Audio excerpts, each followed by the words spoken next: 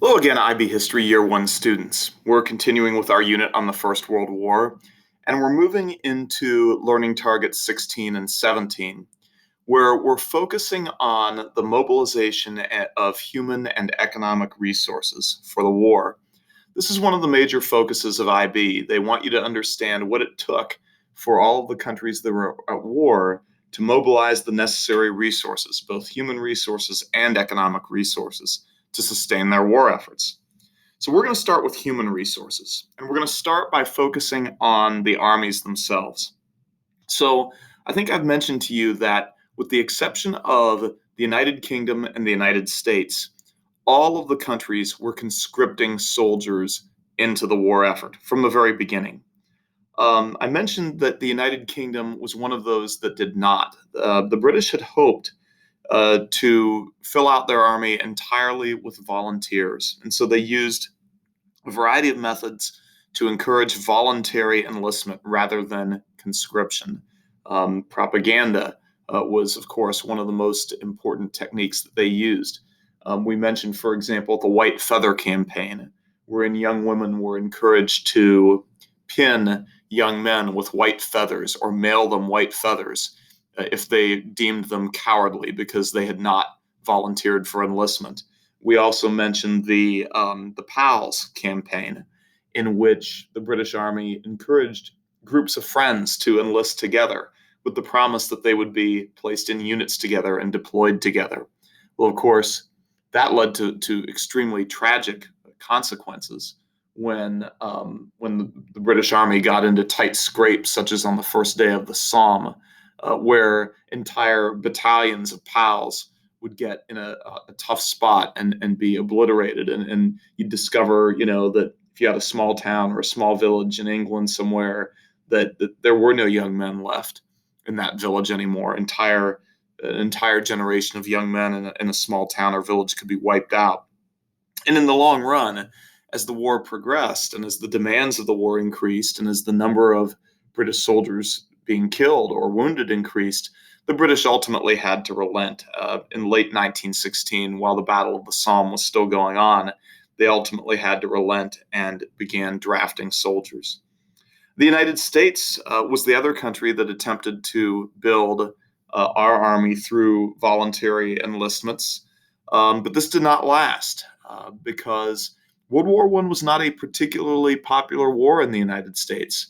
Remember that less than a year before the United States declared war on Germany, President Woodrow Wilson had been reelected largely on the basis of the slogan, "He kept us out of war." By the time the United States declared war on Germany in April of 1917, everybody knew what this war was and how devastating it could be to the people who were fighting it. And so, and also it was controversial because the United States tended not to involve ourselves in the affairs of Europe. We took pride in that. We considered that perhaps part of our national tradition. Our national diplomatic tradition was that the United States had an ocean separating us from Europe, and that was a great advantage. And so it was controversial. And as a matter of fact, there were 4 days of debate before the vote was taken to declare war in 1917.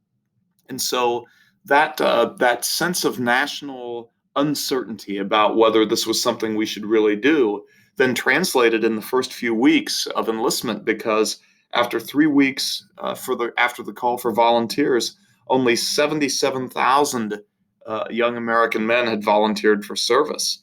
And in that initial class of recruits, there were supposed to be 300,000 men. And so finally, the United States ultimately had to resort to a draft as well. And then that led to further controversy. And we mentioned, for example, the case of Charles Schenck, who then was trying to promote people resisting the draft, and that sort of thing. So it wasn't as cut and dried as one might imagine when trying to fill out an army, particularly with volunteers. But even in countries that were conscripting their soldiers, there were complicated issues to consider. So when you consider most of the really powerful states that were fighting the First World War They were multinational empires, or if you prefer, multi-ethnic empires. That is to say that they had conquered territory that was inhabited by nations that were different from them. So think about the British Empire. Um, they said the sun never sets on the British Empire. And so Britain's global empire incorporated many nations, not just English. France's global empire incorporated many nations, not just French. The same, of course, was true of Austria-Hungary, which was certainly a polyglot empire, a multi-ethnic empire that was not an overseas empire, but it occupied a portion of Europe that was a dense mosaic of many different nations. And the same thing was true of the Russian Empire and the Ottoman Empire, too. So all of these were multinational empires. Most of the national combatants were multinational empires. Really, it was almost really only Germany and Italy and Japan, I guess you could add, that were sort of uniform ethnicity, sort of homogeneous. So let's talk first about the Allied powers. The United Kingdom and France both drafted colonial soldiers and put them into the fighting lines on the Western Front. So, for example, 1.5 million Indians, that is, 1.5 million people from the Indian subcontinent, were employed by the British Army. They served the British Army on the Western Front.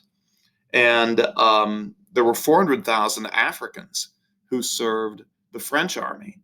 200,000 of these were sort of North Africans, so from places like what would be today Algeria and Tunisia and Morocco.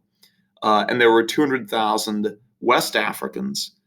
Those would be people from Senegal and Cote d'Ivoire, places like that, the French West African colonies. Now, the British had African colonies as well. It's interesting to note, however, that the British chose not to recruit soldiers out of their African colonies. The French did. The British did not choose to do that. It seems that there was a concern that arming what would have been called at that time colored soldiers in the British Empire and training them to fight Europeans might one day turn against the British. They feared that that arming African soldiers and training them to fight against Europeans might one day lead them to armed rebellion against the British themselves. And it's interesting to note that the British chose to trust people from the Indian subcontinent with guns and with military training, but not from Africa. And I don't know whether that is simple racism or whether that represented some sort of longer history with people from the Indian subcontinent being trusted with arms, despite the Sepoy Rebellion or the Sepoy Mutiny of 1857. But it was the policy of the British not to arm their African colonists. Also, 150,000 Chinese laborers who made up what's called the Chinese Labor Corps. They were hired by the Allied armies to carry out non-combatant duties on the Western Front. So Chinese laborers transported supplies, they dug trenches, they buried the dead, they carried out all sorts of non-combat duties, and they were paid by the Allied armies, and this provided relief to some degree to the Allied soldiers who, of course, were overstretched and exhausted by their service in the trenches. This was a ploy, not a ploy. This was an attempt by the government of the Chinese Republic to try to gain some leverage with the Allied powers. The Chinese, who had been subject to European imperialism throughout the 19th century, were now attempting in a nationalistic way to gain leverage with the Europeans. Remember that in the 19th century, after the Opium Wars, the Chinese had been subject to a series of treaties called the Unequal Treaties, in which the Europeans had essentially forced open China's ports and China's rivers, and had required the Chinese even to provide what were called concessions in their ports. And concessions were sections of Chinese port cities that were effectively European territory.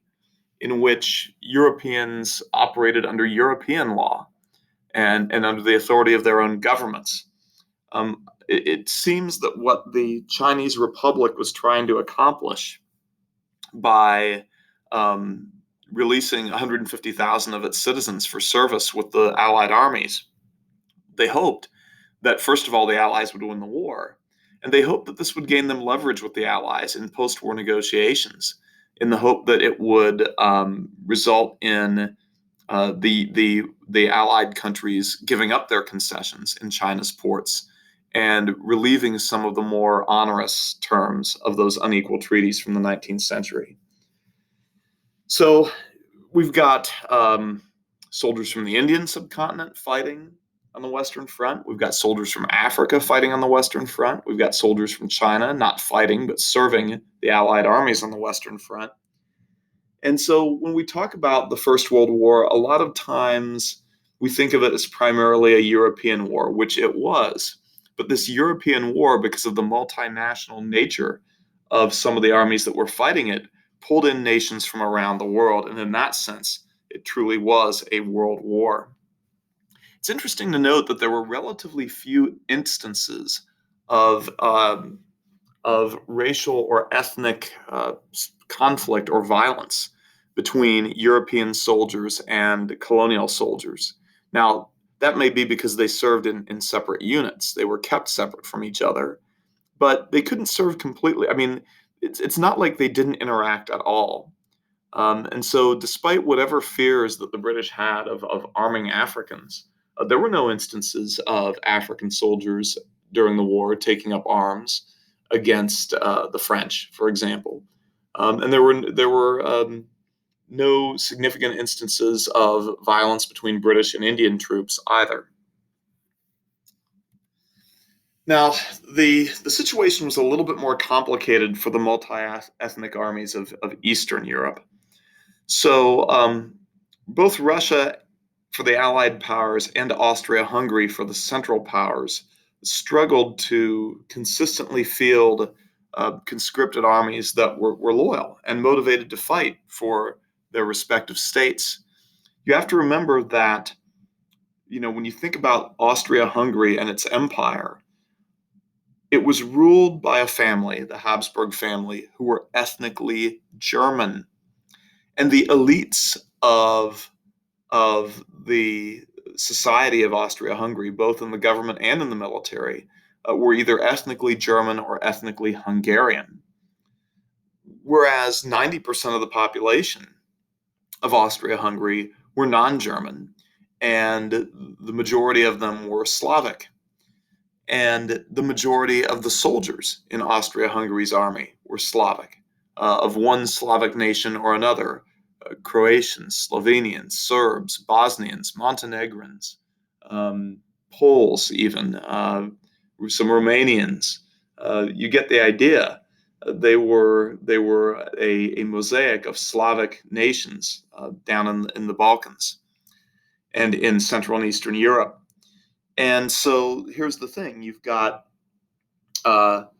Slavic soldiers who are fighting in an army commanded by German and Hungarian officers on behalf of a state ruled by a German emperor, a German monarch.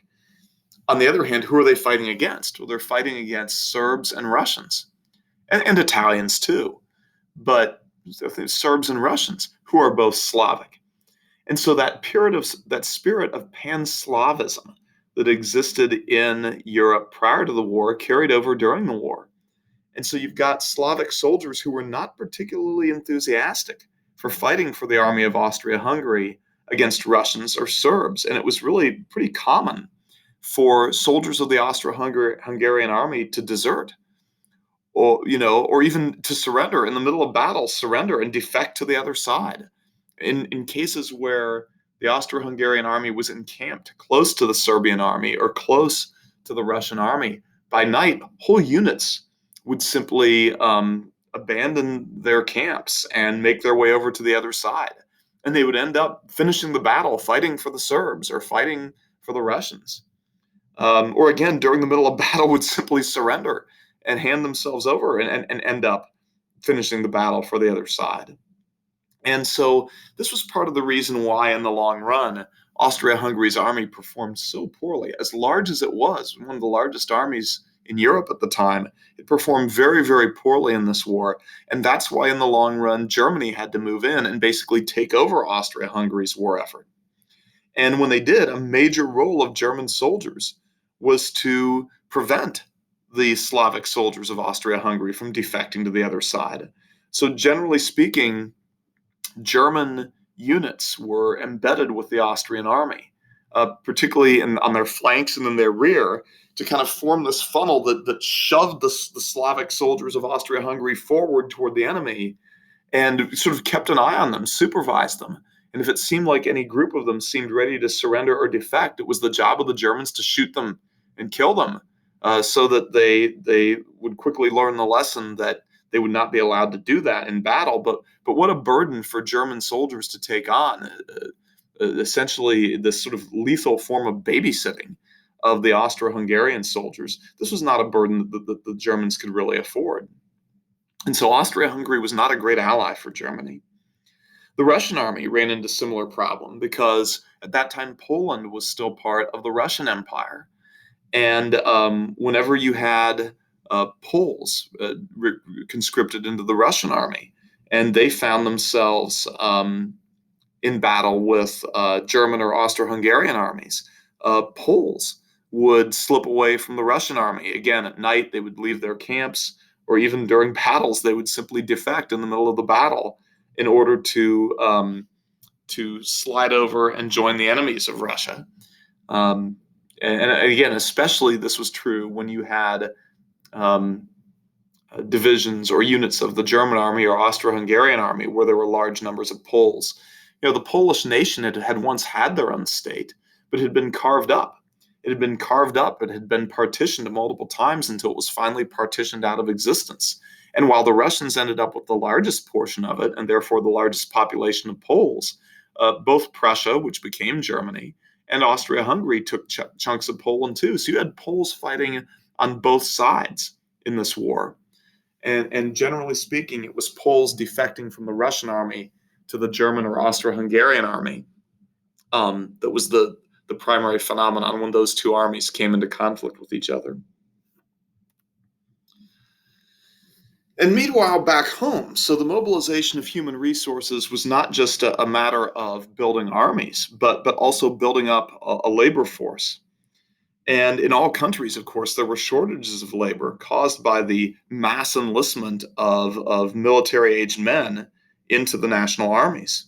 And of course, once they left the factories and the farms, this threatened to cripple their country's war efforts and their economies. And so increasingly women took the place of men in the labor force. In Britain, for example, 1.5 million women entered the labor force during the First World War. And in France, 600,000 additional women joined the labor force. Actually, Germany saw the largest increase of female employment, adding 2 million women to their industrial labor force, which by the end of the war meant that women represented 40% of Germany's industrial labor force. And it's not that women had not been in the labor force at all before. After all, you think about how women had occupied a lot of the places in the textile mills where spinning and weaving was sort of traditionally associated with domestic women's work. Prior to the Industrial Revolution in all countries, spinning and weaving was usually done in households by women. And so even though textile mills represented a very different approach to spinning and weaving, an industrialized, mechanized approach, women were accepted as spinners and weavers because they had done that domestically. But now, during the war, women moved into heavy industry, especially in the munitions industries. You can see women here who are tapping the explosives into artillery shells and then capping them with their fuses. So the munitions industry was particularly booming. They needed labor, and women took on a lot of those roles. So They moved out of what had become traditional roles for women in factories, spinning and weaving, and into heavy industry, steel mills too. You can see here the British and all countries made a propaganda effort out of this. These women are doing their bit. Learn to make munitions. And so her husband or her boyfriend or her brother is waving goodbye as he shoulders his weapon and heads out the door to join the other soldiers to fight the war. And then the wife, the mother, the sister, um, the girlfriend is learning to make munitions. She's pulling on her overcoat and heading off to the factory. And so there was an effort during this time to promote this. And as a result of this, women made their way into areas that had traditionally been dominated by males, not just heavy industry, not just steel mills, but other places like public transportation, where women became bus drivers and trolley conductors, and into banking, where women now took over as bank tellers. And even into the police, local police forces were recruiting women into their classes.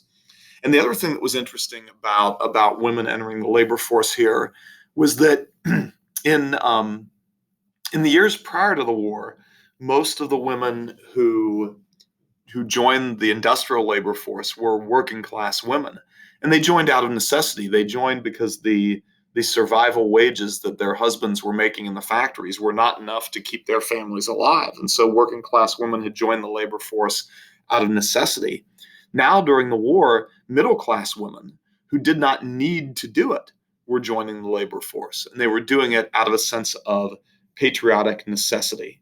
And this, of course, was spurred on by the propaganda efforts of their countries. And so more middle class women who did not have to join the labor force were doing so during the First World War as an act of patriotism. So there's a little bit about the mobilization of human resources, and we'll come back to talking about those multi-ethnic empires again as we talk about the impact of this on the battlefield. Now let's move on to talking a little bit about the mobilization of economic resources. And remember that World War I was unprecedented in the number of soldiers who had been conscripted or otherwise enlisted into the armies. There was no war in the past where such a large percentage of the population had become soldiers. Uh, the armies were unprecedented in their size. And also, the armies were more reliant on manufactured goods than any previous armies.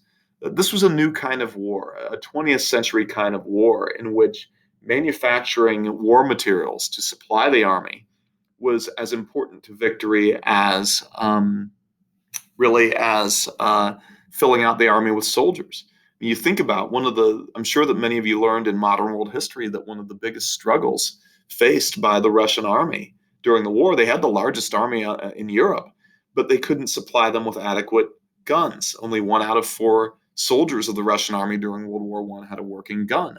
And so this represented an inflection point, a pivot point, a tipping point in the history of combat, in the history of warfare, where simply having a large army filled out with lots of people was not enough to determine the outcomes of wars. You had to be able to manufacture the war materials. And so all of the nation's resources, no matter what country you were in, all of the nation's resources, natural resources, industrial resources, human resources, had to be focused on the task of fielding and supplying the armies. And for that reason, governments took unprecedented powers of economic planning. There was a higher degree of economic planning during the First World War than you had ever seen in any country prior to that time. And it wasn't just in the countries that were sort of authoritarian monarchies like Germany or Austria-Hungary or Russia, but in countries that had been democratic in their politics and capitalist in their economies for over a century. Britain, France, the United States, they had to give up a lot of their laissez-faire approaches to economy, and governments were really putting their hands on the economy in a way that they never had before because they had to. They had no choice. the demands of supplying these armies uh, with the food that they needed, the uniforms and the boots that they required, and all of the military supplies that they required, demanded that governments manage their economies much more closely and plan their economies more carefully. And of course, the demands of supplying these armies also rendered essential economic resources like food and fuel and metals to be very scarce. And the thing was that none of the countries going into the war really had entered with any kind of long-term plans for managing these economies the way that they were going to have to, because no one had really anticipated a war that would last longer than a year. People were expecting this war to last around 6 months. You've got to consider that the previous big war in Europe, the Franco-Prussian War back in 1871, had lasted only 6 months, and realistically, the major fighting was done in the first 8 weeks. And so there was an anticipation that this war would also last around 6 months, and anybody who spoke of the war lasting longer than a year was considered to be outlandish and defeatist even. Oh, you're pessimistic. You think the war is going to last longer than a year. So none of the countries really had gone into the war with the kind of planning in place for managing their wartime economies that in the end they would need. And so um, uh, all of these things became scarce. Food became scarce. Resources, metals became scarce. And so almost all countries, well, no, all countries then had to begin rationing programs. And so generally the way this worked was that national governments issued ration books. And inside the ration book, there would be stamps or tickets or something like that were used to track each individual civilian's consumption of rationed goods. So each individual would receive a ration book, including children. Parents were issued ration books to use for their children. And the way that it worked was that when you went to a grocery store, for example, to purchase groceries, you had to forfeit tickets as well as money. So you paid for the groceries with money like you always would, but you also had to forfeit a certain number of tickets. So, it might say ground beef, $3 per pound, and 5 tickets per pound. So you would pay $3. You bought a pound of ground beef to make hamburger or meatloaf or something. You would pay $3 for that pound of ground beef, but you'd also have to tear out 5 tickets or 5 stamps and forfeit those to the cashier. And each month you got a new ration book, or each period you got a new ration book. In some cases, you got your ration book issued quarterly, and there were different colored stamps or different colored tickets representing different weeks. And so you had to use the pink tickets this week and the green tickets next week, and so on. And it was not uncommon then, even despite rationing, for civilians to experience long lines because food was scarce, and when it did become available, everybody went to get what they could, and they had to line up and wait for it. And those who had enough money would sometimes attempt to bribe grocers, for example, and essentially some grocers would take advantage of this opportunity to sell to people more than their fair share of certain foods. That is, to sell them foods without taking their tickets, but they would do so at higher prices. So, you want to buy extra ground beef. Well, for $5 a pound, I'll sell it to you without tearing off any tickets. And they would meet out in back alleys behind the grocery stores and the butchers and the meat markets, and conduct shady deals to sell food on the black market. And people, you had profiteers who were more than willing to do this, although it was illegal, and although it was very much discouraged by propaganda as unpatriotic and unfair. People did it. And so you can see here that this was, however, against the law. And I mentioned before the Defense of the Realm Act. Well, the Defense of the Realm Act also provided for penalties for people who had violated the rationing order. the Defense of the Realm Act, which was part of Britain's war effort. And so here you see a sort of a work of propaganda. It's propaganda, but it's reporting facts about people who have been caught violating the rationing order. And it says the undermentioned convictions have been recently obtained. So these were people who were arrested, put on trial, and convicted for violations of the Defense of the Realm Act because they had breached the rationing order. So, for example, someone in Hendon unlawfully obtaining and using ration books, somebody who is getting ration books that were not meant for them, 3 months imprisonment. Uh, West Ham being a retailer and failing to detach the proper number of coupons, fined £20.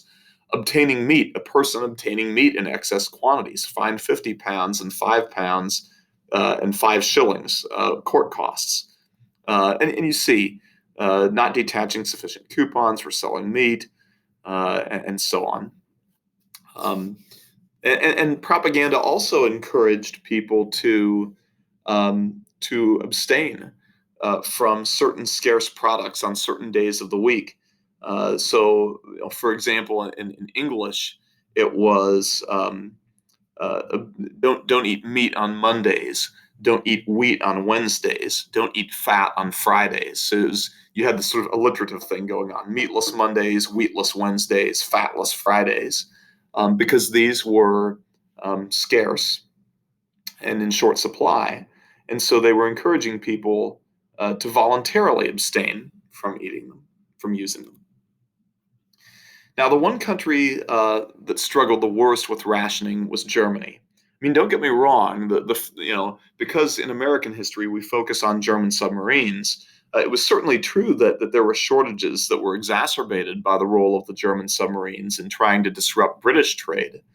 But really, no country's access to imported goods was as impacted as Germany's, because from the very beginning of the war, the British Navy had blockaded all of the ports of the Central Powers. And so the British blockade made it extremely difficult for Germany to import any kinds of goods, not just war materials, but food as well.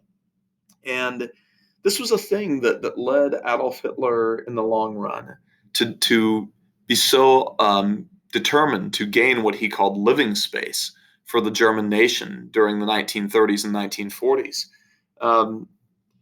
It wasn't so much living space as agricultural land, because Germany was reliant on imports of agricultural goods. They were a fast-growing nation, really the fastest in Europe during World War I and prior to World War I. And they were partly reliant on imported agricultural goods. But now, with the British blockade sealing off all the ports of the Central Powers, they weren't able to obtain those. The other problem was that Germany did not manage their rationing well. In Germany, instead of having the national government managing the rationing, it was left up to local authorities, local governments.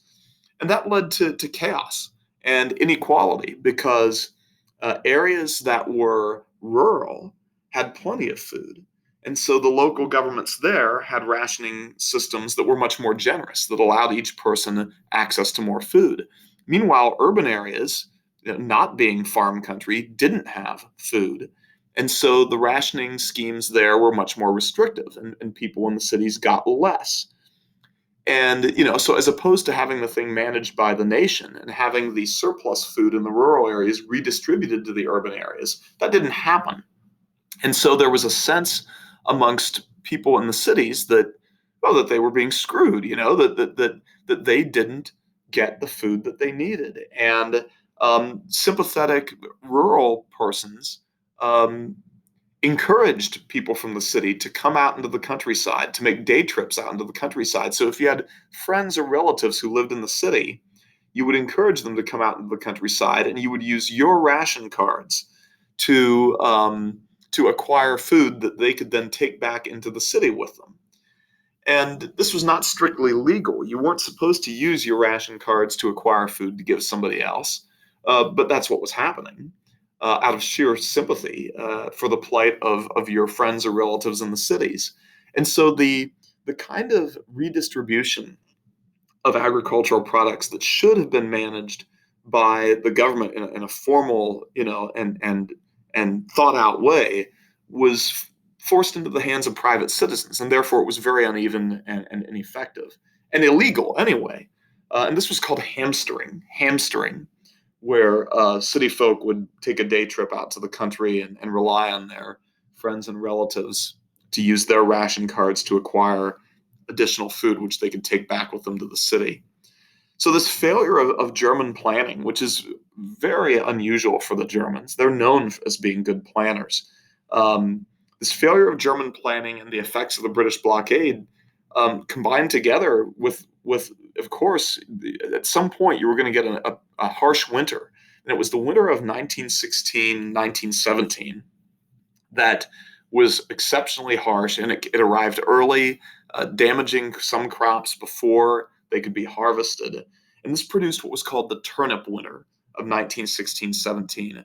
Potatoes, which was Germany's main staple crop, the main source of calories and protein and vitamins for the German people, that crop failed. The potato crop failed.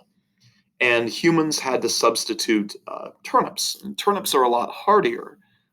They can survive colder weather. They're also a root vegetable, but they're difficult to digest, and they're unpleasant to eat. And so, generally speaking, they were reserved for feeding livestock. But more and more, Germans had to rely on turnips as a substitute for potatoes. So this was known as the turnip winter. And during the turnip winter, the average daily intake of calories for German civilians fell to less than 1,000 calories per day. And when you consider that, today, the US FDA recommends a 2,000 calorie diet for the average adult. Less than 1,000 calories is nowhere near adequate. So, the German army began to conscript civilians in conquered areas, particularly Belgium, to provide forced agricultural labor in an effort to transfer agricultural goods from Belgium and Western from Poland to feed the Germans. And local governments tried to organize soup kitchens. But it's estimated that during the war, between 400,000 and 500,000 German civilians died from starvation and diseases brought on by malnutrition over the course of the war. Now, maybe one of the most interesting and innovative policies designed to manage scarce resources during the war was designed to manage the scarcest resource of all, which is time. And so the adoption of daylight savings time took place during the First World War. So all of the major belligerents in the war were located in the Northern Hemisphere. And all of them, first Germany and Austria-Hungary, they led the way in 1916, but then the other belligerents adopted daylight savings time. So in March of 1916, in Germany and in Austria-Hungary, clocks were moved forward 1 hour. So 8 p.m. became 9 p.m., right? And what that did was that it meant that the sunlight remained later in the day. So what was daylight at 8 p.m. became daylight at 9 p.m. So the sunlight remained later in the day. So it was called daylight savings time. And this would allow an extra hour of daylight for farmers to work in their fields and be more productive. And maybe even more importantly, in these urban and industrial societies, one additional hour of daylight during the waking hours, right? One additional hour of daylight when people were generally awake meant that factories and residences would not be switching on their electric lights for an hour later in the day. And this would help to conserve coal, since most electrical power was generated through the burning of coal to generate steam to turn turbines to produce electricity. You could conserve coal by saving daylight, by having it remain light an extra hour so that families and factories were not switching on their electric lights so early. So really, for those reasons, so here you see, this is an American, these are two examples of American propaganda encouraging daylight savings time. Saving daylight, set the clock ahead 1 hour and win the war. save 1 million tons of coal by using an extra hour of daylight. And then on the other one, and this is my personal favorite, this one focuses more on the farmer's side. Victory. Congress passes daylight savings bill. Get your hoe ready. So the farmers, get your hoe ready. You got an extra hour of daylight to do your work. Farmers going to grab their hoes and head out to the field. And then of course, after farmers harvested their crops in September, then the clocks would be moved back so that in the morning time, morning activities like children going to school again could be conducted with daylight. So it's pretty remarkable that during the First World War, even time was being manipulated by the governments in order to serve their war efforts and their mobilization for war. So when we talk about mobilizing human and economic resources, there's no scarcer resource. Time is money, they say, right? There's no scarcer resource than time. And the governments found ways even to mobilize time in support of their war efforts. So that is the beginning of our piece on the mobilization of human and economic resources. In our next lesson, we'll still be focusing on the mobilization of economic resources, and we'll particularly talk about how the countries planned and managed their economies and how they paid for all this as well, how they financed their war efforts. So until then, take care of yourselves. Try to stay healthy. Try to stay safe. I look forward to teaching you again. Bye-bye.